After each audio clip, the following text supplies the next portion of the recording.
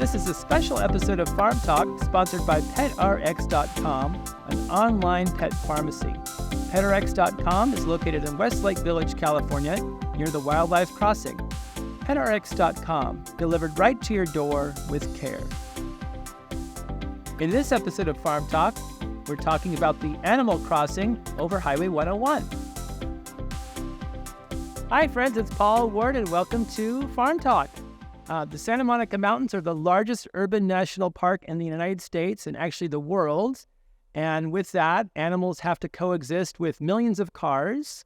And of course, if there are accidents, the animals pretty much lose every time.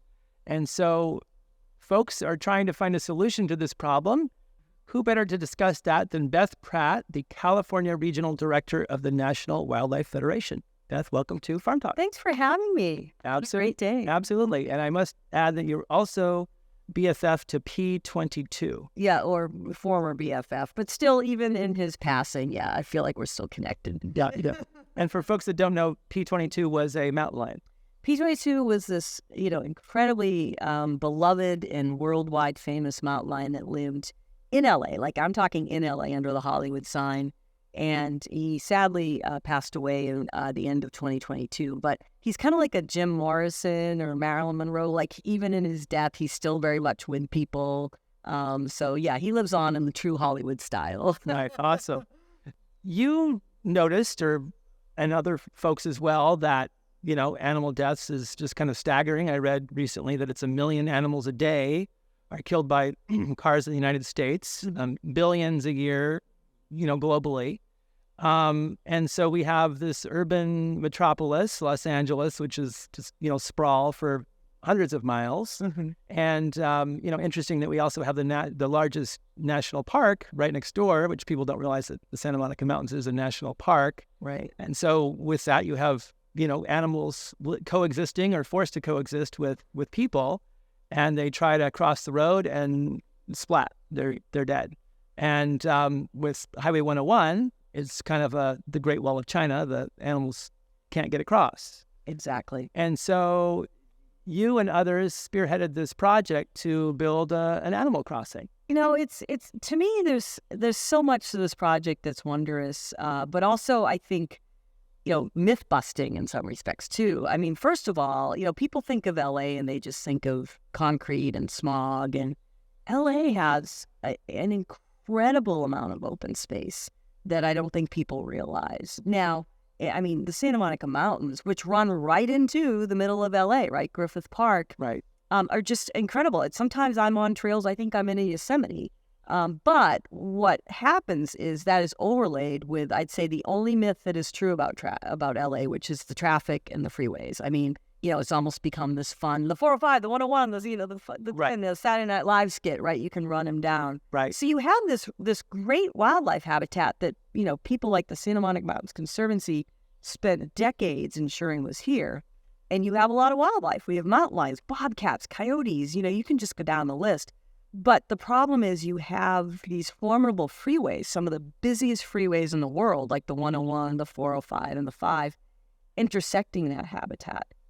And as you said, when the cars and animals meet, the car is going to win every time. Right. So it was actually P22, the mountain lion that we opened with, that introduced me to kind of what was happening.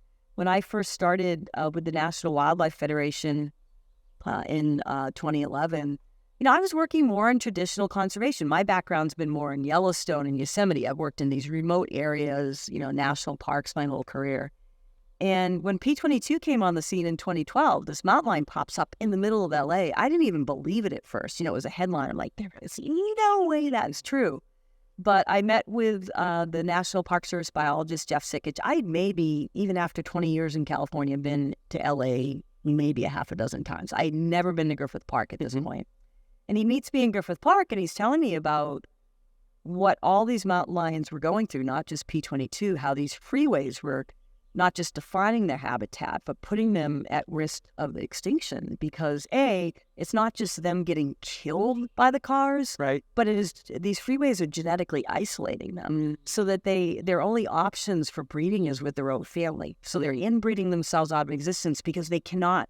Right. Their home territories are defined by these freeways. So it And then that led to the solution. It was actually that very day when I met with Jeff Sikich, the National Park Service biologist. He's telling me about not just P22 being trapped by these freeways, but this whole population that literally they didn't think was going to make it. And I remember thinking, well, how can I help? Right. And naive me, Jeff was like, well, there's this little crossing we've been trying to get built. I'm like, sure, how hard can it be? All right. Not knowing it'd be 13 years of my life and counting and $100 million plus. But yeah, for me, it was just a moral imperative. Like, we knew how to solve it. How could I, on my watch, let these mountain lions go extinct if there's a solution? Right.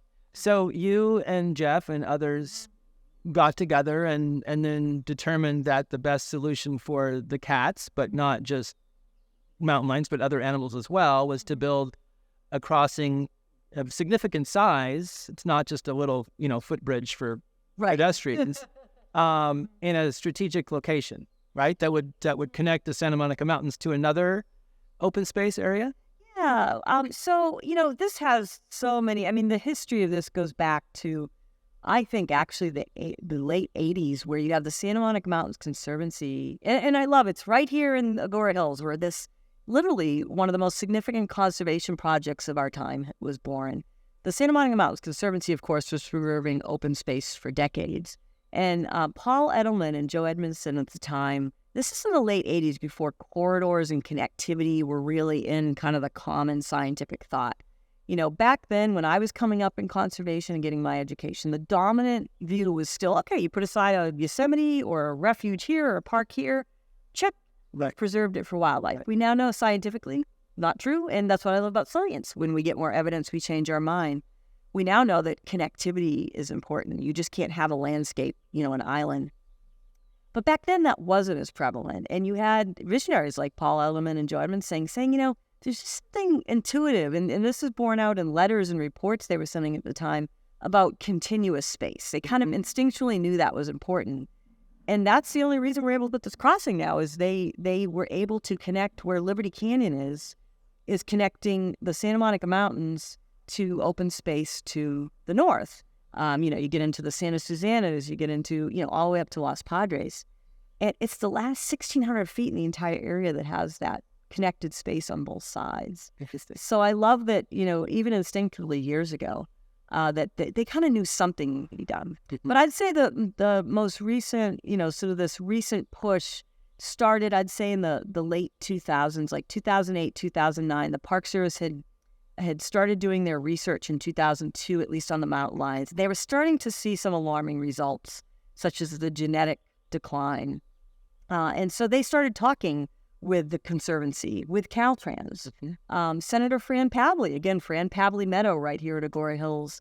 She's the first mayor of Agoura Hills and went on to become a state senator. She was one of the folks that led the early charge, at least starting to get people talking about what was possible. A tunnel was thrown out.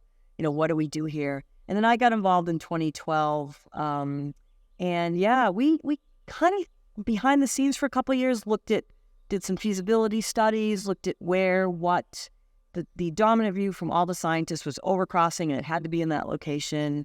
And then we were off and running, and it's just been a really great collaboration. The main partners are the National Park Service, Caltrans, Santa Monica Mountains Conservancy, and then my group, which was the last partner, myself and the National Wildlife Federation. But of course, it takes a village. There are so many more partners involved in this. But that was sort of the core group that has really, like, day-to-day working on this project. And Caltrans had never done anything like this before. They were known for highways, and that's it. Maybe some surface streets, but not really helping animals. What's interesting is none of the partners had done any of this before. The Park Service hadn't built a crossing, at least in California. Santa Monica Mountains Conservancy hadn't built a crossing. National Wildlife Federation hadn't built a crossing. Caltrans hadn't built a crossing. But what was really wonderful, and we had the dream team of these visionary folks who have, all of them have been with this project for 13 years now. But yeah, at first, Caltrans, was like, well, we'll build it, but we don't have a budget. Their hang up wasn't that we can't do it, but that there's no budgets for this stuff. Do you think? Park Service was like, we need to do this. Conservancy was like, same, we're a land agency. We don't do crossings. So, but what's been wonderful is, yeah, definitely back then, although everybody was kind of willing to explore this, certainly I think there were a lot of more, well, this is crazy. Even my own organization was like, this will never happen. The project manager, Sheikh, who's been on it now since 2016, I think, he told us around groundbreaking, we didn't know this at the time. He was the 5th project manager we got. And he told us at groundbreaking that he was actually told when it was handed off to him, don't worry, just humor him. This is never going to happen. Wow. So we joke about that. So there definitely was some, if not skepticism, just like, hey, this isn't going to happen. And why would you, we had to counter a lot of why would you put it in an urban area because of that myth that there's no wildlife here. But yeah, none of us had done it. And that's why we brought in a lot of outside help, consulted with experts like who'd built the BAMP crossings. And indeed, we did this a little differently in that we actually fundraised more money to bring in experts to work side by side with Caltrans. Nobody does it better than Caltrans in building a bridge and doing our roads. They're the largest transportation agency in the country, if not the world. But they had never done the biological overlay. This is a mammoth project. I mean, this isn't just some, 2-lane road with a dirt floor for the animals to cross. I mean, this is like a whole habitat. Yeah, what I find interesting is we picked, and I've toured crossing sites all over the U.S., we picked the hardest place to put a crossing in the country, easily. One of the biggest freeways and busiest freeways in the country. You only have one place to put it. You can't pick like the best place to engineer it. There's only 1,600 feet right there where you can put it because there's development. And it's massive. Listen, we get asked a lot, why is it so big? I would happily have built the smallest wildlife crossing in the world, but we had to go over the 101 and the access road. Agoura Road is right there. And we're putting a full-fledged habitat on top. So you need to handle a soil load, which is actually, I didn't know this going into this. It surprised me, but I guess it makes sense now. I thought, if you're not having cars on it, you need less of a structure. You need more because of water and soil, because we're putting vegetation on top. You have to make it wider because the animals will not feel safe. We have to mitigate for sound and light. And if you just put a narrow bridge across, you might get an animal here and there using it. For the most part, they're going to know they're still on the freeway. So this came with so many design considerations to actually erase the freeway from the animals, both sound and, vision, all those things. So it's massive. It's 210 feet long by, this is just the structure over the 101. We're not even talking the access road, by 175 wide. Wow. And you can see it now. You can see how. Wow. And animals will, some animals will make it their home. Right? Yeah, that was the other thing. We use P22 and the mountain lions as kind of the poster cat for this because everybody loves cats, right? And they were most at risk and still are of extinction. Because of their territory needs, they have enormous territories. They need to be able to navigate these freeways because they're inbreeding themselves out of existence. This 101 is like the Great Wall of China or the border wall. It's almost impenetrable. And so mountain lions south of the 101 are literally the only breeding options they have are with their family members. Really, imagine you're on Tinder and you're swiping, and all you get is your father, your daughter and your great granddaughter. No, not going there. Yeah, not going there. And that's what the National Park Service research is showing is literally they are getting to the point where they will be sterile. Birth defects showed up in 2020, not a good sign. But having said that, this freeway impacts all wildlife from monarch butterflies to wren tits to western fence lizards to you name almost any animal in the Santa Monica Mountains is impacted by this. So the habitat is being designed for all wildlife. So you may be driving under and you may have a mountain lion crossing over you during your commute, but you might have a fox family on top raising its young or a monarch butterfly alighting on some native milkweed. So for me, it's really hopeful in that it's not just about getting animals from point A to point B. It is reconnecting the entire Santa Monica Mountains ecosystem for both flora and fauna, for all wildlife. And that's a little different than most crossings. Most crossings just are designed for big animals, get them across the road, you throw some gravel and on top and you're good. Nothing wrong with that. Right. But we had a bigger problem. We actually don't get as much roadkill as you'd think there. It's more that it's such a big barrier, the animals don't even attempt.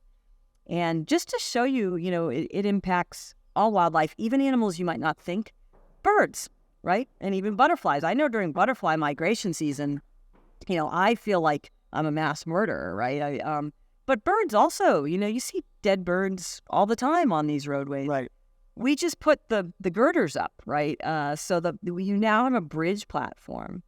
But what that also did was now block out the light in that area for the first time in 70 years? I don't even know. Right. And some students in Dr. Travis Longcore actually studies light pollution, how it impacts wildlife. They were out there measuring light levels one night, and they saw a barn owl, and they saw him fly across the freeway right over the new platform. Because to him, the lack of light meant safety. Interesting. So it's already working. And for an animal you might not even expect, a barn owl. Wow, that's really fascinating. So you said this has been going on 13 years, kind of in the making from kind of its inception to today. I date back to the idea of something here, decades. Right. But I would say they started talking about, again, something more seriously. I'd say like 2009, 2008, when the Park Service, some of the early results of the Park Service research was coming back. And then it got serious. When I came on board, they had just applied for a federal tiger grant to actually look at feasibility of doing a tunnel, right? That was an early idea, which was ruled out pretty quickly. And so and I'd say, this current serious push was about, 2010, 2011. And then I came on board in 2012. Was it mostly private funding that just kind of took off, and then they kind of, got the government grants kind of as it progressed? It was both. So that was my job. You had these entities who were pretty much talking about this behind closed doors, because that's what you do. You got to figure out if it can work. Right. But when we started seeing, how big it was going to be, early on, we're like, we're going to have to go for some private funding here. We need the private community because it was so visionary and different. This is a landmark crossings. Nobody, it's not that wildlife crossings are nothing new, but nobody's ever done one like this before. Again, in this urban area, this large scale, it was just different in so many ways. So the National Wildlife Federation, my group, when I came on board, we're the only ones that can fundraise and advocate. The other agencies cannot, right? The Park Service is a public. So that was my job then, to take the science and their need and figure out how to implement it. And my assessment and, the group's assessment early on is we're going to have to go private here. Because for a few reasons. One, it is so different. And, public are not as good at risk-taking, right? Two, the urgency. These mountain lions were out of time, game over. The National Park Service research was showing if we don't do something. And how many mountain lions were there estimated to be in the Santa Monica Mountains versus kind of north? If they could get north, they could have a bigger pool to breed with. Well, it's just sort of an exchange program. Where the mountain lions should be, both in the Santa Monica Mountains and beyond, they are. The mountain lions are extremely self-regulating. They do not share territory, so they live alone. They have enormous territories, 100 and 150 square miles. Wow, each cat? Yes, it's huge, enormous territory. Wow. So it's not that there wasn't mountain lions where they should be. And I always like to stress that this is not about bringing more mountain lions. It's just about that mountain lions from the south can leave and mountain lions from the north can come in, and you've had this genetic exchange, right? Right. So they estimate in the greater Santa Monica Mountains area, just because of the math, since we know they don't share territory, probably anywhere between 10 and 12 to maybe 15, and kind of like Ventura all the way up to, even going into the Simi Hills and then all the way to Griffith Park. So It's not a huge population. Right. But the crossing itself will help facilitate that genetic exchange. It's to me, but it's also like we talked about, going to help with all wildlife. So, and it has a specific name, the Wallis Annenberg Wildlife Corridor. Wallis Annenberg Wildlife Crossing. And when getting back to the funding question, the reasons we knew we needed to at least go partly private. A, it was visionary, it was big. Two, the time frame, as we talked about, these mountain lions were on their way out. If we didn't do this now, they probably weren't going to be here. Right.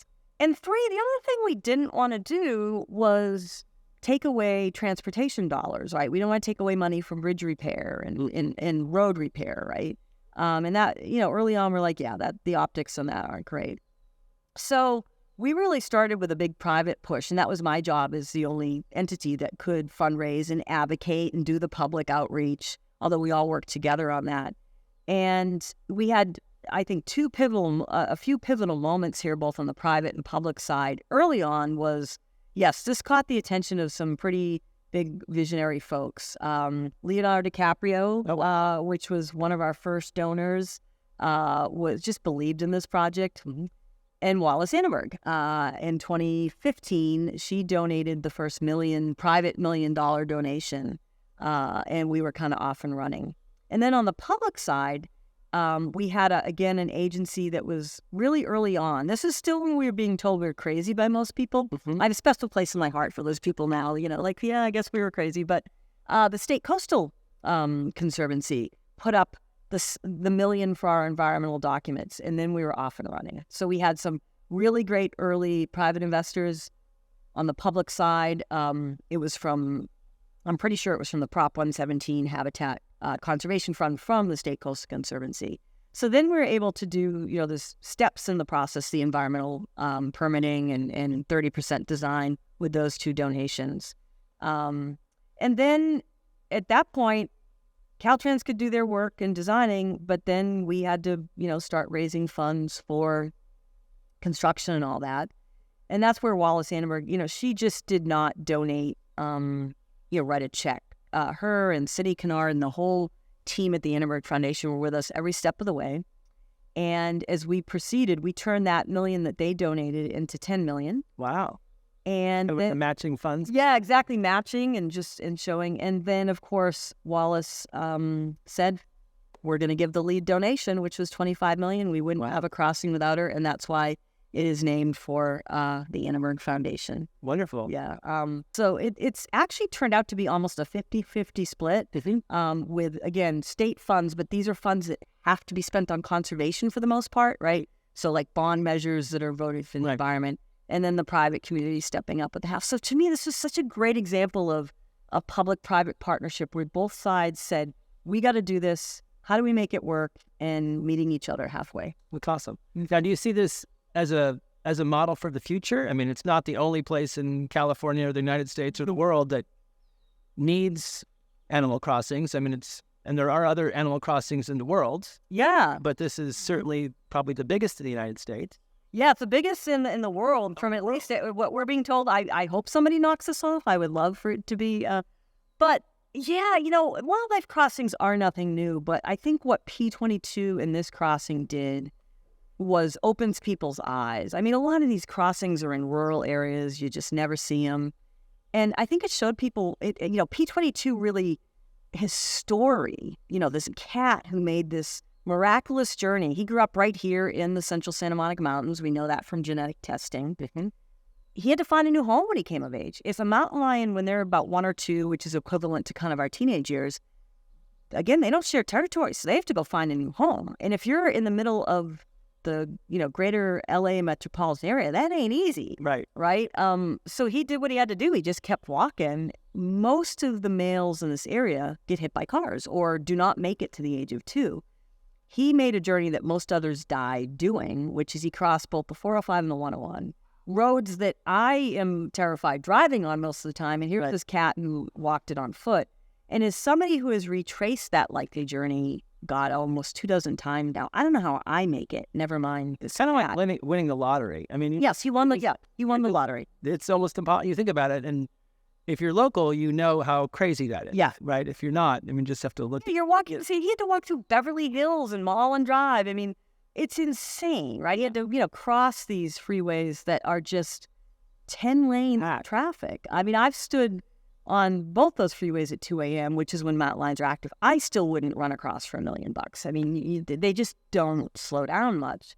So yeah, he makes this miraculous journey, and then he's kind of trapped in Griffith Park, for 10 years. I think he made a very reasoned mountain lion decision that I'm not going across those freeways again.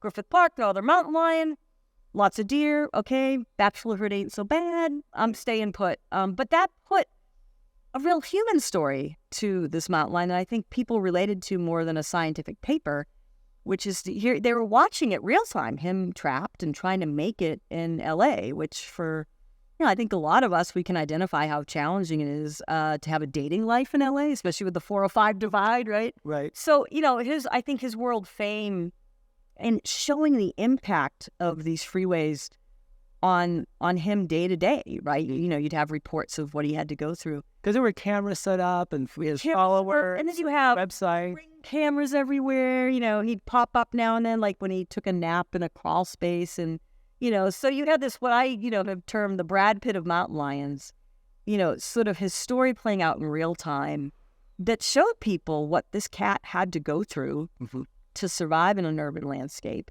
And what we needed to do, which was connect space. It's not that he shouldn't have been in Griffith Park, but he should have been able to come and go safely. Right. And so that, along with just the utter audacity of us to think we could build a crossing in the busiest freeway in the world, I think elevated the cause of crossings in a way that they are now part of the public consciousness. People love them. They're bipartisan. Doesn't matter if you're red state, blue state. People widely support them. Now they're just being talked about, which is what I love that P22 and the Wallis Annenberg did was just put them in the public consciousness in a way they hadn't been before. There is a list that we could knock out, no shortage of projects. But also across the country, I love that, California is typically an influencer, right? And there's no different here. We've seen, because I think it said, hey, if L.A. can do that ambitious thing, then we can. You're seeing state budgets putting money. You're seeing states like New Jersey passing connectivity plans, New Mexico, you name it.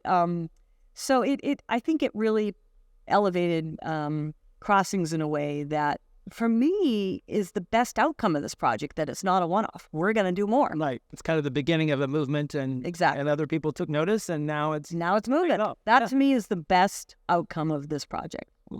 Now, you mentioned with the science that this was the only spot that it would work. Right? Connecting the bigger Santa Monica Park to the northern region. But then you also had to get local public support, and we're kind of we're sitting in a horse barn right now, and people here love the outdoors. But you also had to get political support locally. So it kind of all had to come together. It all had to come together, and I can't thank Agoura Hills enough. Agoura Hills, I consider it my second home. It's an incredible community. For those who don't know where Agoura Hills is in California, you probably know where Calabasas is because the Kardashians is filmed there. That's the next town over. But yeah, Agoura Hills and all the surrounding communities have been supported since the beginning. That's what was so interesting about this project, right? I've been working in conservation for, my whole life, really. So we're talking 35 years now, maybe a little less. But, usually it's a fight, okay? But there was no bad guy here, right? The land was protected. There was no one to fight there. Caltrans was like, we'll do it. We just need the money, which, wasn't easy, but that's an easier problem to solve, just, writing checks. Right. And yeah, the city and all the surrounding cities since the beginning have been ultra supportive. I knew that we were not going to have a problem when we had our first public rally in 2014. We did a lot of work behind the scenes for about a year and a half. And then we launched the Save the L.A. Cougars campaign in 2014. And that's when we sort of made our first public announcement about we were looking at this and we needed support. I think we were going after a government grant at that point. And we put out a release about a community meeting and a public rally. And we figured we'd get like 20 to 50 people. It was 9 a.m. Nobody likes to drive in rush hour. 450 people show up.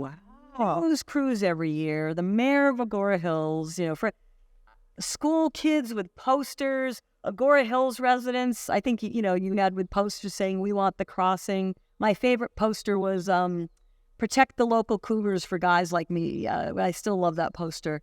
And we were just off. The city of Agoura Hills and all the surrounding cities, Thousand Oaks, Malibu, you name it, all passed resolutions early on supporting this.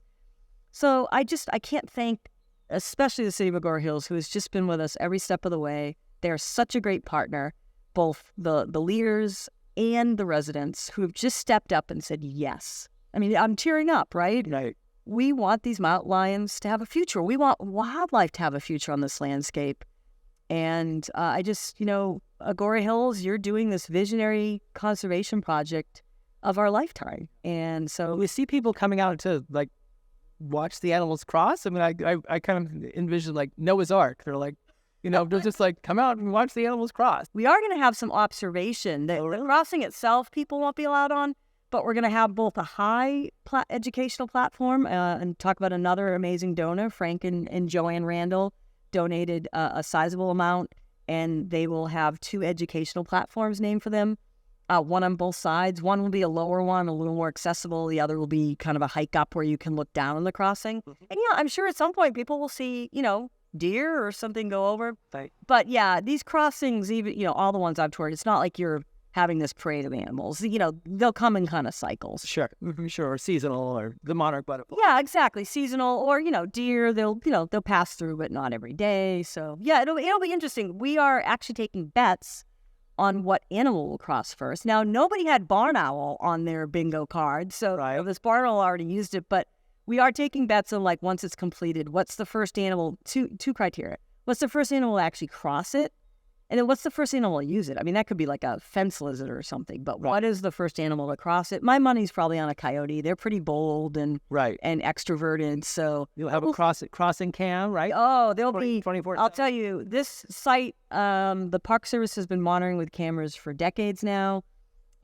We have cameras now that construction's going on, and yeah, there is a whole monitoring plan the Park Service put together post-construction, so... we're not going to do it real time because, we don't want people running to the crossing, but we will be sharing all of the footage from animals using it. It's going to be quite exciting. I understand that you have volunteers that are going to be helping folks kind of learn about the crossing and the habitat that's going to be created. Yeah, the volunteers have been so key to this effort since the beginning. We've had volunteers that have been with us literally since we started. A couple people that come to mind, Agoura residents like George Coleman. He was in since the beginning. Sherry Ferber, who lived literally right in Liberty Canyon. But, as this crossing started getting constructed, we were getting calls for tours all the time. Even before something was built, people wanted to see the site. They wanted to learn more. So the National Wildlife Federation, we needed to assemble a docent program. And so one of the partners we work with in our work, the Agoura Conservancy, we funded and charged to manage that for us, just to get us started. This was a couple of years ago, and they did an incredible job. But we are to the point now where literally we are now taking that back because the demand is so big. We're actually hiring a person to manage that program. The tours, we're doing not even just the docent tours, but we're doing, sometimes 5 tours a week. And then the docent, and those are like more for engineering will call us up or elected officials. And then the docent weekend tours are filling up. So yeah, we actually are right now hiring for somebody to lead it, and the National Wildlife Federation will be kind of taking that back in-house. The Agoura Conservancy, though, a great partner who, they're real, docents really wasn't their main focus, so they're a nonprofit. They do coexistence. In fact, we're doing a coexistence workshop at King Gillette Ranch on June 29th. But yeah, the docent, they are such a dedicated group. Like there's, volunteers of every ilk for this project. So we have some that do events like P22 Day. But the docents is a real commitment. You have to go through a pretty intensive training. You have to graduate. You have to stay up on the latest information. And we just have such a great core group of docent folks who are out there in the heat, in the sometimes the rain, doing tours. And the interest has been so high. I mean, these tours just keep filling up. And this thing isn't even built yet. Right. Can you imagine? And I think that leads to the next part that, we're thinking about now. This is going to be complete sometime in 2026. I mean, we're just getting started. I mean, we do, the news is already, you see this in the news every week. Yep. I probably do 5 media interviews at least a week. Wow. Think about when it's finished. So we are starting to think about the long-term interpretation and education. I think the docent tours are only going to increase.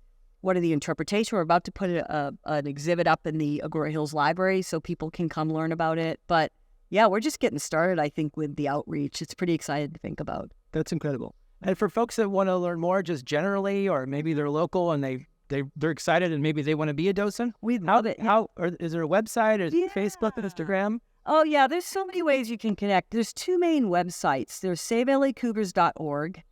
And then there's 101wildlifecrossing.org. We manage both. One is kind of focused more on the education and fun and fundraising. That's SaveLACougars.org. And then 101wildlifecrossing.org is the partner site. We have FAQs, and it's really focused just on like the crossing and things like that. I mean, there's so many ways to get involved. Donate, volunteer, spread the word, help with coexistence. No shortage of ways to get involved. Well, Beth Pratt with the National Wildlife Federation, thank you so much for being our guest on Thanks Farm for Talk. having me. It was a really fun day to talk to you. Absolutely.